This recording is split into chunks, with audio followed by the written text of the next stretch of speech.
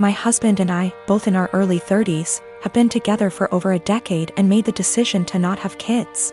I like kids, I have nieces and nephews, we just don't want them for our own reasons. He had a vasectomy, which only a few people know about. Our families are aware we don't want kids, as they've asked this before during different major life events, our wedding for instance. We recently bought a 3-bedroom home with a nice yard in a nice area.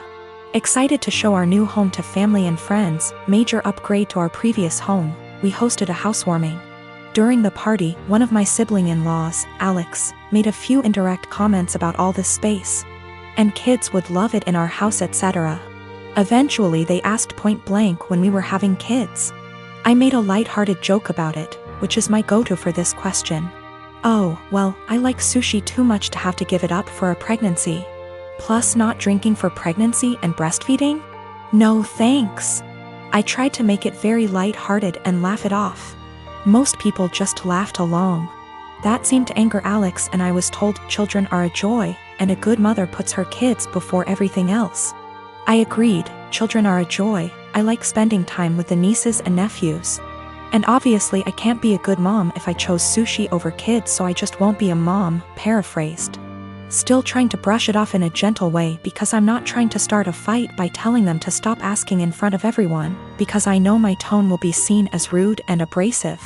We move on. But Alex is still annoyed and making little comments in their group about how flippant I am about it and how when it finally happens, then I'll understand.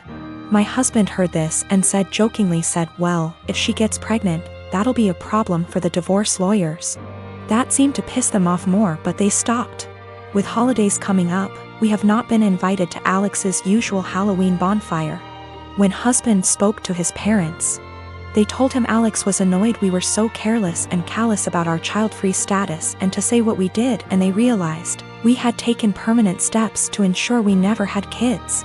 That we know they had to do if to have kids, etc. And we are AHs to just not care. I feel bad because they did do if and lots of fertility treatments to have their kids. And even then they still had a few miscarriages. I can't imagine wanting kids and struggling to have them and then deal with miscarriages. But at the same time, I'm so tired of justifying living my life how I want. I feel terrible my joke was taken the way it was and that I hurt my IELTS. I truly never meant for that to happen. After the bonfire this weekend, we will be reaching out to have a heart-to-heart, if they'll accept it. Either way, I'll be apologizing for hurting their feelings, let them know I love their kids and them. But I will also be firmly putting down any further attempts to discuss our child-free status, if the conversation is about changing our minds.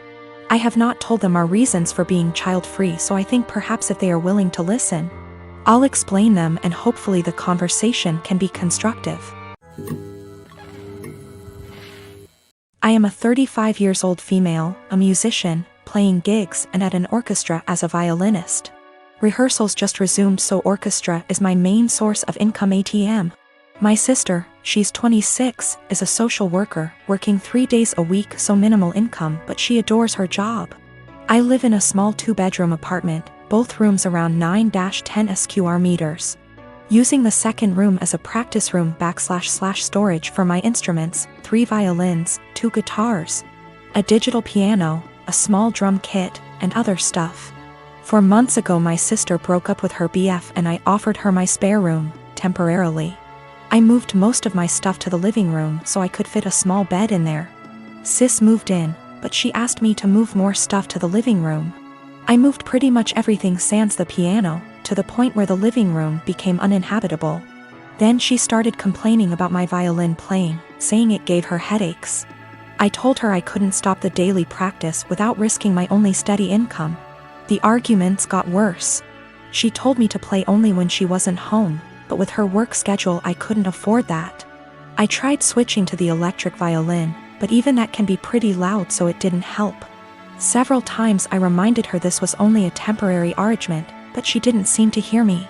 2 weeks ago I arrived home to finding my piano in the bathroom, near water and humidity, because my sis needed the space for her new double bed. When I told her she can't SRSLY expect me to store my piano there, she said, "Yeah, you will just have to sell it, I guess." I got so mad I told her she has 7 days to leave, but she didn't take me seriously. For a week I only talked to her to remind her how much time she has left, but she always laughed it off, told me to stop acting like a crazy person. When the deadline came, I boxed up all her stuff while she was at work, booked an Airbnb bedsit close by and drove her stuff there. She was livid but couldn't do anything but take her new keys and stay there. The following week she kept calling me with an increasingly apologetic tone, saying she shouldn't have moved my piano or bought a bed. She promised she would put more effort into finding a new place. And by the end of the week I considered most of our issues at least addressed, so I drove to help her move back. But when I was carrying the first box down, she went, "I do hope you will at least stop with the violin this time." I absolutely refused to take more of that *****ing violin. I dropped the box, wished her good luck and left. Now, 2 days later. On one hand it feels like a huge overreaction to leave my own sister literally homeless because of an argument about the violin. I know she cannot afford to stay there, but on the other hand I have no plans to allow her back here, because I feel she would just continue crossing boundaries and never leave. I met Jane through Joe's girlfriend at her birthday party last year. At first Jane was fun to talk to, but not even an hour later Jane was really into me and tried really badly to hit on me during the party, which pretty much ruined my time there as the feeling was not mutual in the slightest bit. Also at the time I was already with someone, so the first impression I got from Jane was that she was clingy, annoying and just wouldn't stop bothering me. Unfortunately for me she became part of my larger friend group because she is part of Joe's girlfriend's friend group. That is a mouthful, sheesh. And because me and Joe hang out a lot and I am also friends with his girlfriend, I pretty much run into her at minimum twice a month. So first time Jane asked me out was a month after that party. I informed her I was with someone and not interested. She tried again 2 months later when I broke up with my then girlfriend. Again I declined her advances and told her I was not interested. I got into a new relationship not long after, but unfortunately she and I broke up about 2 months ago. Since then, as you might have anticipated, Jane has asked me out again. I said no again. Well, that brings us to this week.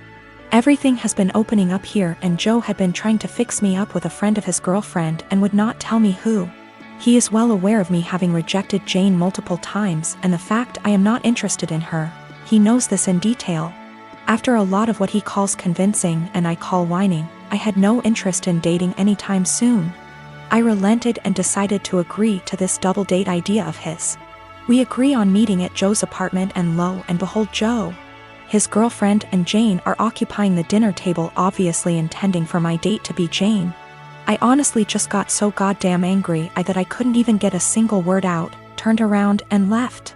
I have been bombarded with texts and calls about how much of a douche I am and how terribly I hurt Jane and so on, and I am just like, I literally rejected her like 3 times. I am not interested in her. You knew that. Your girlfriend knew that.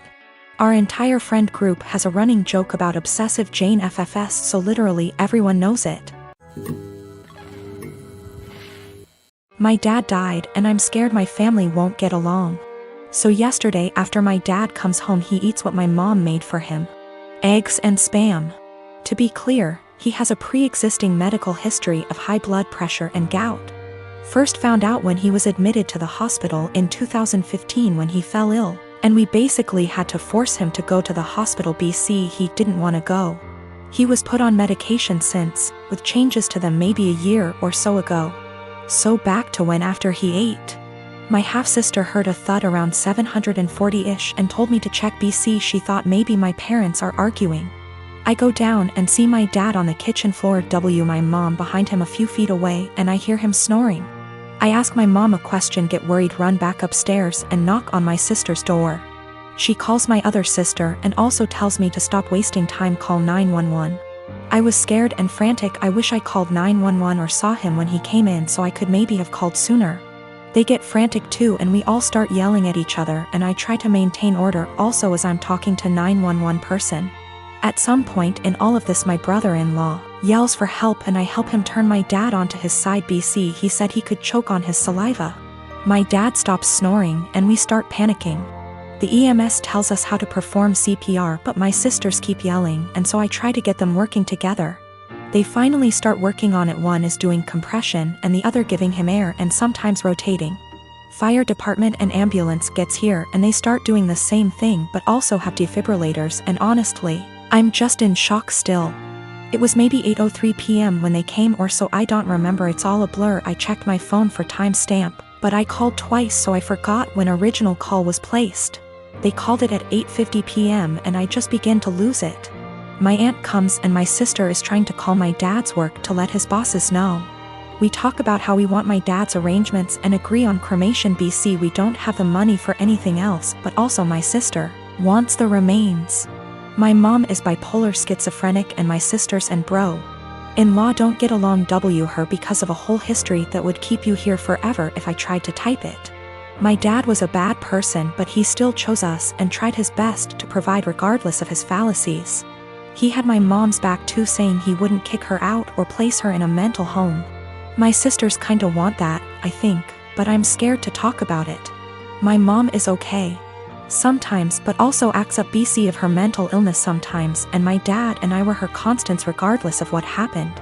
My mom is old and still wants to benefit from some social security services that my dad had, but my sisters and I think we should get a majority control of his account. There's a lot of renovations to be done. BC, he ignored upkeep of the house for a number of years, example, the roof. My mom is not very sad about the ordeal. BC, she had a long history of mental abuse from my dad and I understand, but we for some reason stayed together. It how to move forward except for one moment at a time, and I'm still waiting for funeral home to come pick up his body.